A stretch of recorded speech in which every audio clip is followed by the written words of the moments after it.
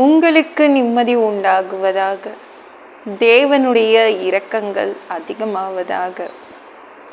தேவன் என்ன சொல்றாங்கன்னா, ஆதியாகமம் 35:11, நான் சர்வ வல்லமை உள்ள தேவன், நீ பலுகி பெருகுவாயாக. நீங்க பலுகணும், நீங்க பெருகணும், முன்னேறணும் அப்படின்னு தேவன் சொல்றாங்க. எப்படி நானே கீழே உளுந்து கிடக்குறேன், நானே கீழே போயிட்டுருக்கேன், ஓடா தேஞ்சு போய் கிடக்குறேன், எங்கேருந்து முன்னேறது அப்படின்னு கவலைப்படுறீங்களா? என்கிட்ட பலனே கிடையாது, நானே வறுமையில் இருக்கேன், நானே வியாதியில் இருக்கேன், நானே நிம்மதி இல்லாமல் இருக்கிறேன், இதெல்லாம் வச்சுட்டு நான் எப்படி பலுகி பெருகுகிறது, முன்னேறது அப்படின்றீங்களே. அதான் தேவன் சொல்கிறாங்க, நான் சர்வ வல்லமை உள்ள தேவன், அதனால் நீங்கள் பலுகி பெருகுங்க. உங்களுடைய வல்லமைகளை பார்க்காதீங்க, உங்கள் உடம்பை பார்க்காதீங்க, உங்கள் பணத்தை பார்க்காதீங்க. நான் சர்வ வல்லமை உள்ள தேவன், என்னை பாருங்க, என்னை வச்சு நீங்கள் முன்னேறுங்க அப்படின்றாங்க. சரிங்களா? என்கிட்ட எல்லாத்தையும் பெற்று முன்னேறுங்க. எல்லா வல்லமைகளையும் எடுத்து பேக்கெட்டில் போட்டுக்கோங்க. தேவனுடைய சர்வ வல்லமைகள், எல்லா வல்லமைகளையும் எடுத்து உங்கள் பேக்கெட்டில் போட்டு வச்சுக்கோங்க, உங்கள் பர்ஸில் போட்டு வச்சுக்கோங்க. அதை வச்சு நம்ம முன்னேறணும். சரிங்களா? நாம் முன்னேறுவதற்கு அவர் நிறையா வச்சுருக்கார், அதெல்லாம் அவர்கிட்ட நம்ம பெற்றுக்கொள்ளணும். சரிங்களா? என்னங்க, என் வேலையால் நான் ஒடுக்கப்படுறேன், என் குடும்பத்தால் நான் ஒடுக்கப்படுறேன், என்னுடைய கணவரால் ஒடுக்கப்படுறேன், கடனால் ஒடுக்கப்படுறேன், மனிதர்களால், பொல்லாத மனிதர்களால் மிதிக்கப்படுறேன், எப்படிங்க முன்னேறது பற்றிலாம் ஒரு துளி கனவு கூட இல்லைங்க அப்படின்றீங்களே. இல்லை, கவலைப்படாதீங்க. தேவன் இருக்கார், அவர் சர்வ வல்லவர், அவரை வச்சு தான் நீங்கள் முன்னேற போகிறீங்க. சரிங்களா? ஒன்றுமே சம்பாதிக்காத புருஷன், அவரை வச்சுக்கிட்டு நான் என்ன பண்ணுறது, ஒன்றுக்குமே லாக்கி இல்லாத பிள்ளைங்க, என் பசங்க, அவங்களெல்லாம் வச்சு நான் எப்படிங்க முன்னேறது, அதனால தான் இந்த நிலமையில் நான் இருக்கேன் அப்படின்னு கவலைப்படுறீங்களா? கொஞ்சோண்டு சம்பளம், கூலி வேலை, என்னங்க எப்படிங்க முன்னேற்றம் இருக்கும்? என் வீட்டில் எப்படி முன்னேற்றம் இருக்கும்? அப்படி சொல்கிற உங்களுக்காக தான் தேவன் சொல்கிறாங்க, நான் சர்வ வல்லமை உள்ள தேவன், என்கிட்ட எல்லா வல்லமையும் இருக்குது, என்கிட்ட எல்லாம் இருக்குது, அதெல்லாம் வாங்கிக்கிட்டு முன்னேறுங்க. சரிங்களா? அவ்வளோதான். உங்களுடைய சம்பளத்தை வச்சு அவர் பெருக சொல்லலை. உங்கள் கணவரை வைத்தோ, உங்கள் சொத்துக்களை வைத்தோ, உங்கள் அறிவை வைத்தோ, உங்கள் படிப்பை வச்சோ அவர் உங்களை முன்னேற சொல்லலை.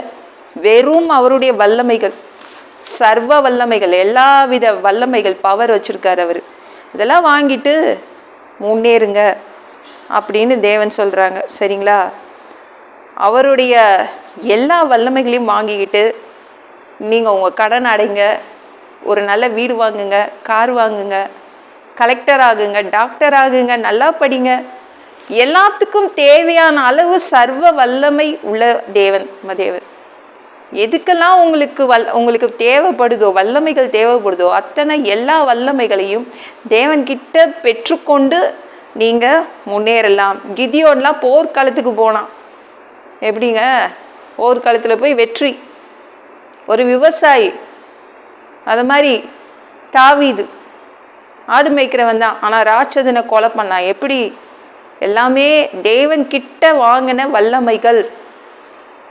சரிங்களா? தேவன்கிட்ட, ஐயோ என் பர்ஸில் பணமே இல்லை, ஒன்றுமே இல்லை, என் பேக்கெட்டில் பணமே இல்லைன்றீங்கள, தேவன்கிட்ட இருக்கிற வல்லமைகள் கொண்டு நிரப்பி வச்சுக்கோங்க உங்களுடைய பேக்கெட்டை. சர்வ வல்லமைகளை கொண்டு நீங்கள் உங்களுடைய பேக்கெட்டை நிரப்பி வச்சுக்கோங்க. சரிங்களா? தேவன் அவர் மூலமாக நம்ம முன்னேறுவோம். நான் சொல்கிறத நீங்கள் காது கொடுத்து கண்டிப்பாக கேட்கணும். என்கிட்ட ஒன்றும் இல்லைன்னு சொல்லாதீங்க, என்கிட்ட ஒன்றும் இல்லை, நான்லாம் எப்படி முன்னேறுதுன்னு சொல்லாதீங்க. உங்ககிட்ட தான் இயேசு இருக்காருல்ல, உங்ககிட்ட தான் தேவன் இருக்காருல்ல. அப்போ அந்த தேவனுக்கு எவ்வளோ வல்லமை இருக்குது, அதை உணர்ந்துக்கோங்க.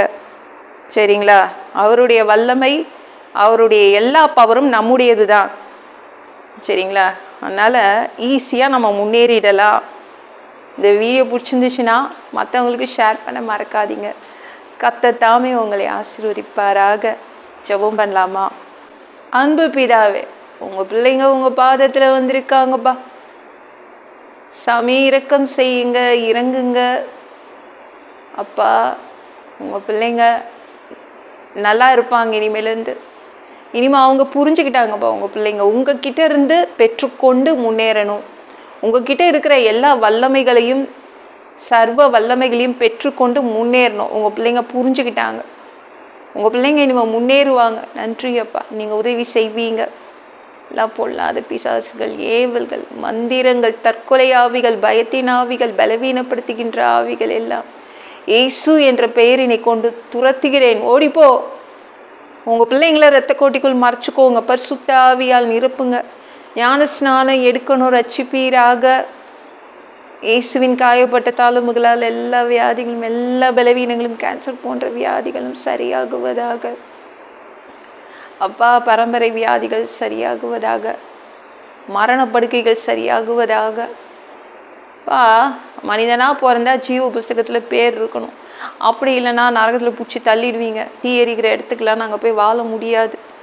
அப்பா, அடித்து உதச்சி திருத்தி பரலோகத்துக்கே அனுப்பிடுங்கப்பா. அங்கே தான் வாழ ஆசைப்படுறோம். உங்களோடு சேர்ந்து தான் வாழ நாங்கள் ஆசைப்படுறோம். கழுவப்படாத பாவங்களை உங்கள் திரு ரத்தத்தை கொண்டு கழுவி அங்கேயே அனுப்பிடுங்கப்பா. பரலோகத்துக்கே அனுப்பிடுங்க. எந்த ஒரு இமைப்பொழுது நீங்கள் 2வது தடவை வருவீங்கன்னு நாங்கள் எங்கள் பூமியிலேருந்து சாமி காத்துட்ருக்கோம். சுத்தமாக வாழ்ந்து வாழ்ந்து காத்துட்ருக்கோம். இயேசுவை வணங்கி வணங்கி காத்துட்ருக்கோம். அந்த இமைப்பொழுது உங்களுக்கு ஒப்பான ஒரு உடம்பு எங்களுக்கு கொடுக்கப்படும். அதை பெற்றுக்கொண்டு மதிய வானத்தில் உங்களுக்கு சந்திக்க வருவோம். அந்த தருணத்தை, அந்த வாய்ப்பை இழந்துடக்கூடாதுப்பா. பரிசுத்தமாக வச்சுக்கோங்க. பரிசுத்தமாக வாழ்கிறது கடினம் அப்பா. ஒரு மனிதனால் பரிசுத்தமாக வாழ முடியாது. நீங்கள் தான் அதற்கு உதவி செய்யணும்பா. இந்த 7 வருடம் பிசாசு நடத்தும் ஆட்சி இல்லைலாம் விட்டுட்டு போயிடாதீங்கப்பா. பேய் நடத்தும் ஆட்சியிலெல்லாம் விட்டுட்டு போயிடாதீங்கப்பா. இந்த 3வது தடவை கூட இந்த பூமிக்கு ஓனராக, சொந்தக்காரராக வருவீங்க. 1000 வருடம் இந்த பூமியை ஆட்சி செய்வீங்க. அந்த ஆட்சியை நாங்கள் பார்க்க ஆசைப்படுறோம். எங்களையும் கூப்பிட்டுக்கோங்கப்பா. எல்லாவற்றும் ஒப்பு கொடுக்குற இயேசு மூலி ஜெபம் கேளும் பிதாவே. ஆமென். நாளைக்கு பார்க்கலாம்.